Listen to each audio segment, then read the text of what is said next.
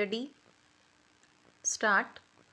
The first respondent resisted the suit, contending that the appellant had purchased the suit property during the pendency of her suit for partition, and that being a purchaser pendente light, the sale in his favor was hit by the doctrine of lis pendens, and therefore he could not claim any right in the suit property. Stop. She asserted that the suit property was not the self-acquired property of the second respondent, and that the suit property was purchased by her father in the name of the second respondent. Stop. She denied that there was any collusion between her and the second respondent. Stop. The second respondent did not contest the suit. Stop. The trial court, by judgment dated 6/7/2005, dismissed the appellant's suit. Stop.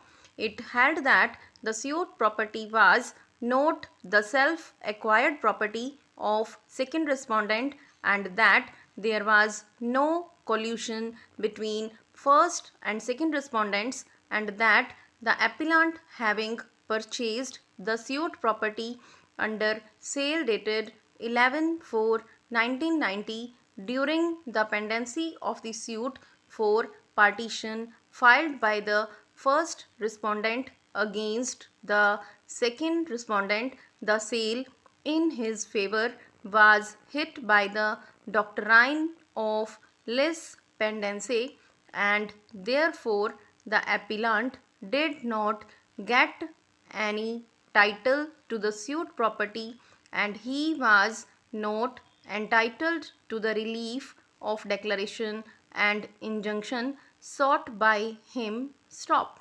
The appeal filed by the appellant was dismissed by the first appellate court by judgment and decree dated 26/3/2008. Stop.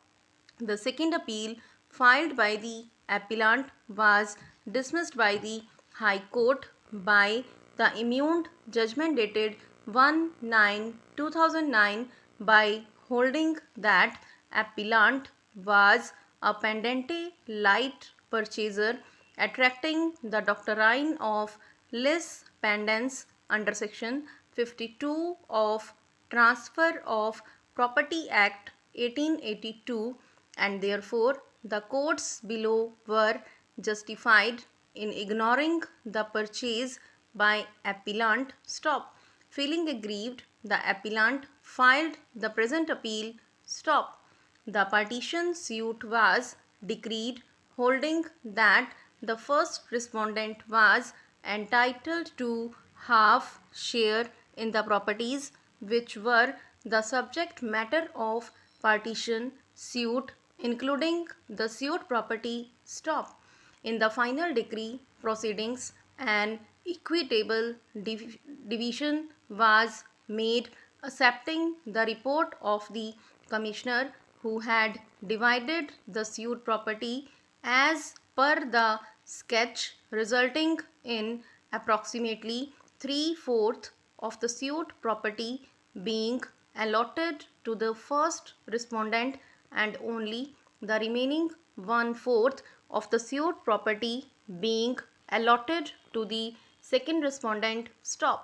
The contention of the appellant that the partition suit by the first respondent against the second respondent was collusive, and that the suit property was the self-acquired property of the second respondent, and the first respondent did not have a share therein, have been concurrently negatived. Stop.